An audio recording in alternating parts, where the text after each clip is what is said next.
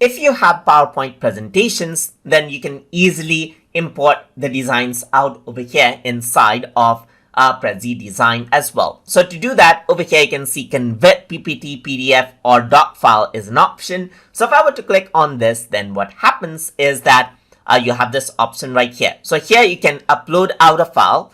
And then now what I'm going to do is I'm going to go around onto my desktop where I have a PowerPoint file right here. So if I were to open this out, then what happens is that it uploads out the PowerPoint slide and it gets converted out into a Prezi Design file. So this does take a while, that is normal.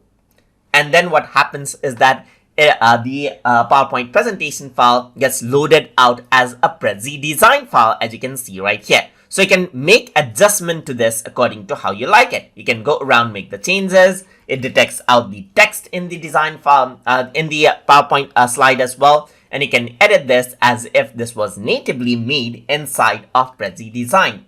And that is how you can import out PPT files, that is PowerPoint files inside of Prezi Design, and then edit it out as you wish. So hope you guys learned something as always. And as always, please like, comment, share, and subscribe.